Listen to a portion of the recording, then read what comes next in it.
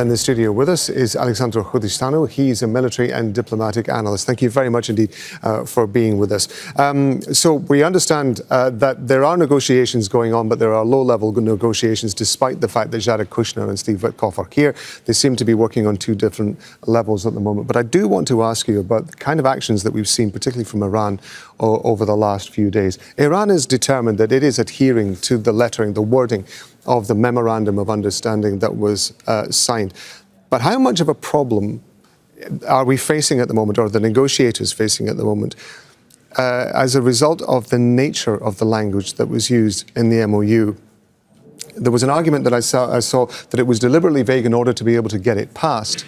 But now the negotiators are reaping the consequences of that because it is now very open to interpretation. Yeah, and I would like to start with saying that the devil lies in the details, and not just that, but there is literally poison in the writing for both sides. Indeed, the 14 points MOU is fairly vague and open to interpretation of, if you look at it from the strictly letter reading or the sense or the spirit of the understanding reading. And both sides will try to use this ambiguity in order to try to push their goals, and at the same time try to construct narratives. We must understand that this war is a very public war, it's a headline war. Everybody in the world is following it because everybody is affected by the results of this war. So both sides have tried to construct narratives around what's going on, who is right, who is wrong, and who has a stake in this, who has a right argument in this, and who has a wrong argument or no stake in this. And in both cases, I think US will also start running its to the letter reading of the articles in some aspects where they are favored. For example, we know that Article 13, which broadly speaking favors Iran because it states that they will not discuss nuclear file until Articles 1, 4, 5, 10 and 11 are starting to be implemented. But that wording specifically leaves a lot of room of interpretation. For example, the article relating to the funds, which is, I think, Article 11, states that during these negotiations, US and Iran will negotiate a plan of release of assets frozen. But Article 13 says there's no start of the nuclear file discussion until there is some form of validation that these articles have started to be implemented. So even a discussion regarding funds, US can claim that, yes, we have started implementing the article. We are discussing what is the release schedule.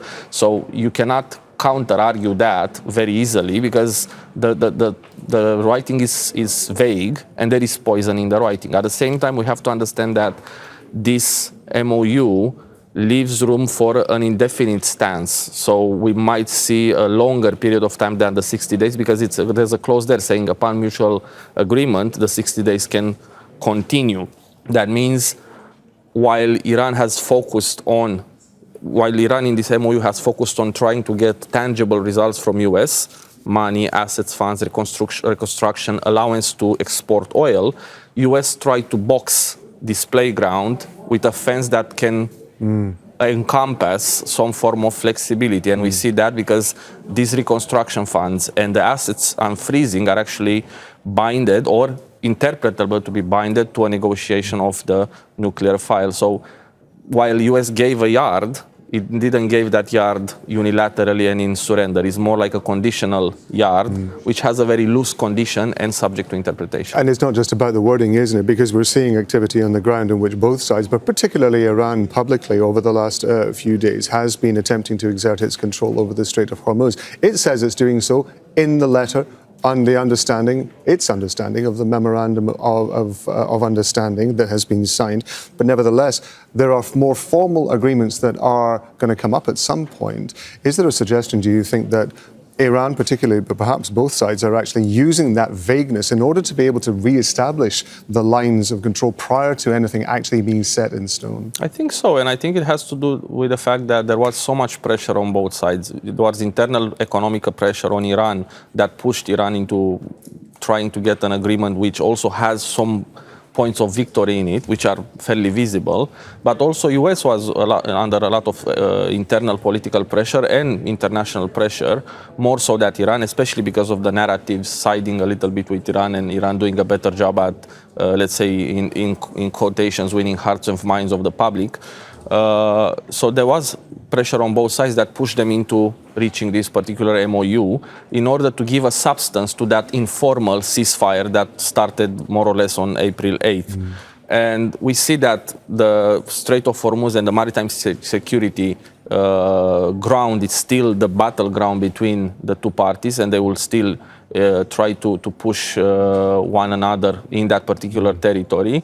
And to that extent, specifically to the Strait of Hormuz, Iran is trying to actually break out of the lines of the memorandum and tries to push this, which is a bilateral ceasefire interim, not even something permanent, try to push it as an international agreement with everybody, because Iran is now claiming that based on this these lines in the Memorandum of Understanding, it is sole authority to take care of the whole Strait of Hormuz, which also encompasses other states' sovereign waters, but at the same time, it's basically trying to push this as a narrative to the entire world, saying we don't care what everybody else considers in the international community.